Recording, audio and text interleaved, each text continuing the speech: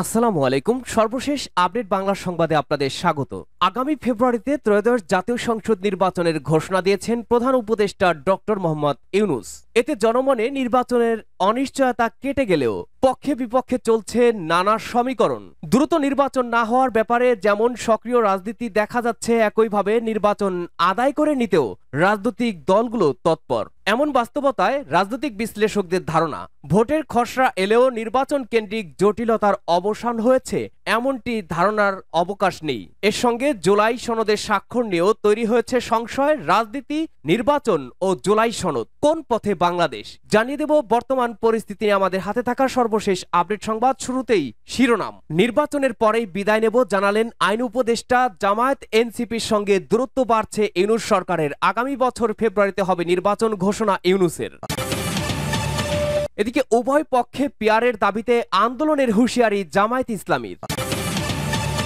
জানাবো দেশকে ষড়যন্ত্রের অন্ধগলিতে ঠেলে দেওয়া হয়েছে, অভিযোগ রিজভী আহমেদের।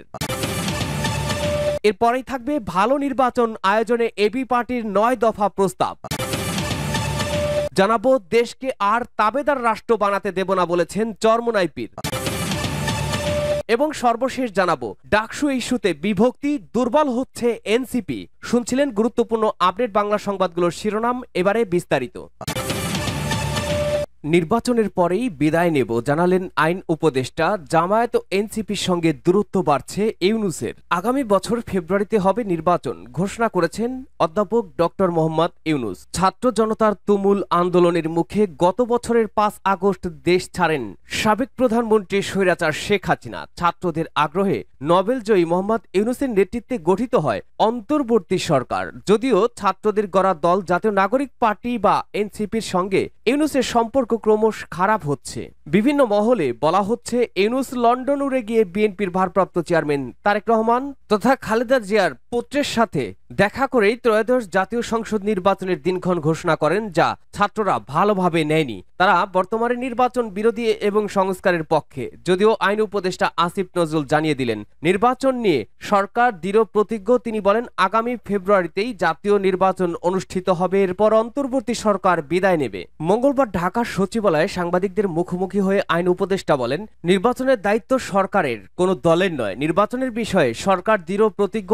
আমাদের যত ধাপ আছে সবকিছুই এই লক্ষ্য মাথায় রেখেই পরিচালিত হচ্ছে। ফেব্রুয়ারিতে নির্বাচন সেরে আমরা ফেব্রুয়ারিতে চলে যাব। উল্লেখ্য, এই নির্বাচন নিয়েই প্রধান উপদেষ্টার এবং তার নেতৃত্বাধীন অন্তর্বর্তী সরকারের সঙ্গে জামায়াত এবং এনসিপির দূরত্ব বাড়ছে। তবে ইউনূসের নির্বাচন ঘোষণায় খুশি বিএনপি। যদিও দলটির জ্যেষ্ঠ যুগ্ম মহাসচিব অ্যাডভোকেট রুহুল কবির রিজভী সুষ্ঠু নির্বাচনের জন্য প্রশাসন থেকে আওয়ামী ক্যাডারদের অপসারণের দাবি তুলেছেন। তিনি বলেছেন আওয়ামী আমলের প্রশাসন দিয়ে সুষ্ঠু নির্বাচন সম্ভব হবে না, তাই প্রশাসন থেকে আওয়ামী ক্যাডারদের অপসারণ করতে হবে। আসন্ন নির্বাচন নিয়ে বিএনপির কোনো সংশয় নেই বলে জানিয়ে দলটির স্থায়ী কমিটির সদস্য সালাউদ্দিন আহমেদ বলেছেন বিএনপি বিশ্বাস করে আগামী বছর ফেব্রুয়ারিতেই জাতীয় নির্বাচন অনুষ্ঠিত হবে।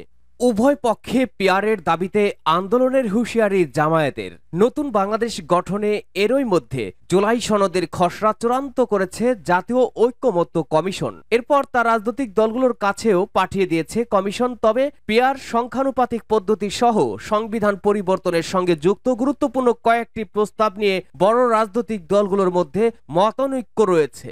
বিশেষ করে দেশের অন্যতম প্রধান দল জামায়াতে ইসলামী জাতীয় নির্বাচনে প্রাপ্ত ভোটের ভিত্তিতে সংসদের উচ্চ ও নিম্ন কক্ষে পিয়ার পদ্ধতি চায়। পিয়ার ছাড়া নির্বাচন হলে আন্দোলনের ঘোষণা দিয়েছে দলটি। জামায়াতে ইসলামীর দাবি পিয়ার পদ্ধতি চালু হলে জনগণের ক্ষমতায়ন হবে, এর ফলে দুর্নীতি কমবে। দলটির নায়েবে আমির অধ্যাপক মুজিবুর রহমান বলেন পিয়ার পদ্ধতি ছাড়া ভালো নির্বাচন হবে না, ফলে আমরা যতদূর সম্ভব তা বাস্তবায়ন করার চেষ্টা করব। সর্বশক্তি দিয়ে সেই চেষ্টা করবে জামায়াত। দলটির আরেক নায়েবে আমির ডাক্তার সৈয়দ আব্দুল্লাহ মোহাম্মদ তাহের বলেন অন্তর্বর্তী সরকার এরই মধ্যে উচ্চ কক্ষে সংখ্যানুপাতিক নির্বাচনের প্রস্তাব দিয়েছে, কিন্তু আমরা উচ্চ কক্ষের পাশাপাশি নিম্ন কক্ষেও পিয়ার পদ্ধতি চাই। কারণ নিম্ন কক্ষে না হয়ে উচ্চ কক্ষে পিয়ার হলে এর তেমন প্রভাব থাকবে না। জামায়াতের শীর্ষ নেতারা বলেছেন গণ অভ্যুত্থানের স্বপ্ন পূরণ করতে হলে নির্বাচনের আগে সংস্কার প্রস্তাব বাস্তবায়ন করতে হবে। তাই জুলাই সনদ বাস্তবায়নের গণপরিষদ নির্বাচনের পক্ষে দলটি। এ বিষয়ে সৈয়দ আব্দুল্লাহ মোহাম্মদ তাহের বলেন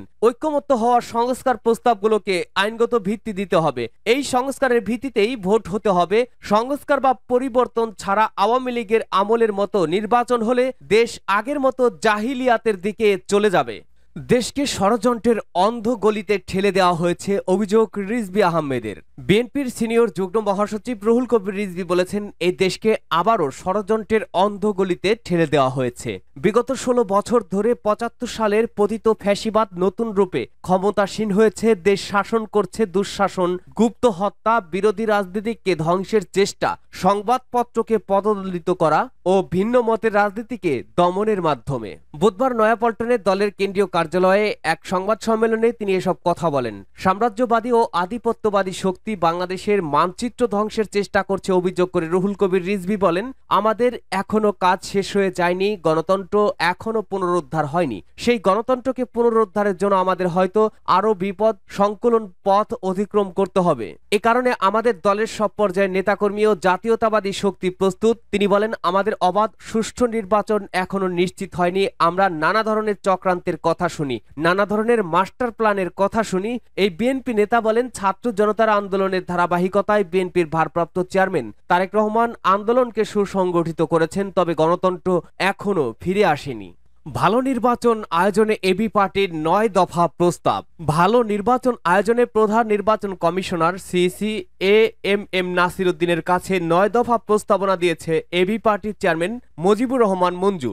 বুধবার নির্বাচন ভবনে গিয়ে দলটির পক্ষে এসব দাবি তুলে ধরা হয়। দলটির প্রস্তাবনাগুলোর মধ্যে রয়েছে নির্বাচনের সময় আইন শৃঙ্খলা পরিস্থিতি নিয়ন্ত্রণে রাখতে না পারার শঙ্কার কথা উল্লেখ করে ভোট কেন্দ্রে স্কুল শিক্ষার্থীদের দায়িত্ব পালনের প্রস্তাব, নির্বাচনী ব্যয় কমাতে ইসির কিছু দায়িত্ব গ্রহণ, খোলা স্থানে ভোট কেন্দ্র স্থাপন এবং দ্বৈত নাগরিকত্ব অর্থাৎ ডুয়েল সিটিজেনশিপ থাকলেও নির্বাচনে অংশগ্রহণের সুযোগ রাখা। এছাড়া ভালো নির্বাচন আয়োজনে ইসিকে কঠোর হওয়ার আহ্বান জানায় এবি পার্টি। একই সঙ্গে পুলিশ সেনাবাহিনীর কার্যকারিতা দৃশ্যমান করারও দাবি তোলে দলটি।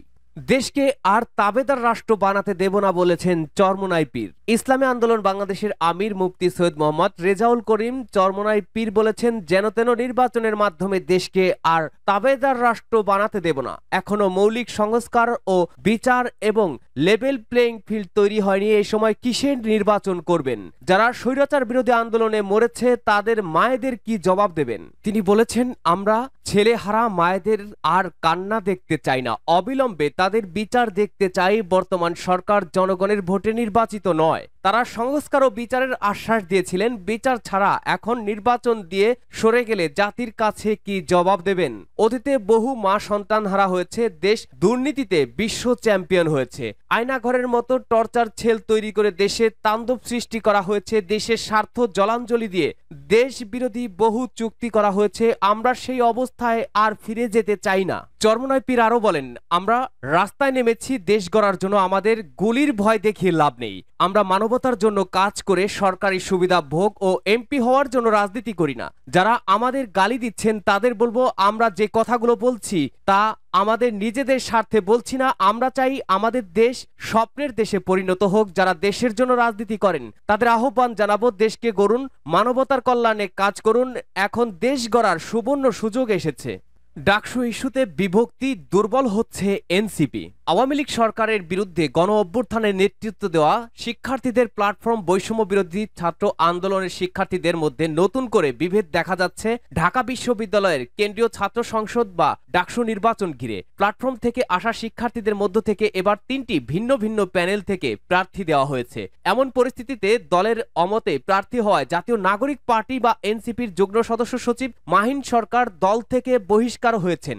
বৈষম্য বিরোধী আন্দোলনের নেতৃত্ব যারা দিয়েছে তারা ছাত্র সংসদ নির্বাচনে চমক দেখাতে পারলে এনসিপির রাজনীতিতে ইতিবাচক সাড়া ফেলবে এমন ধারণা এনসিপি নেতাদের মধ্যে শুরু থেকেই ছিল। যে কারণে ক্যাম্পাসগুলো ছাত্র সংসদ নির্বাচনের দাবিতে যেসব আন্দোলন হয়েছে সেখানে নেতৃত্বেও ছিল বৈষম্য বিরোধী শিক্ষার্থীরা। কিন্তু ডাকসু নির্বাচনী প্রক্রিয়া শুরুর পর দেখা গেছে বৈষম্য বিরোধী শিক্ষার্থী ও এনসিপির কেউ কেউ আলাদা 3টি প্যানেলে নির্বাচনে অংশ নিচ্ছে।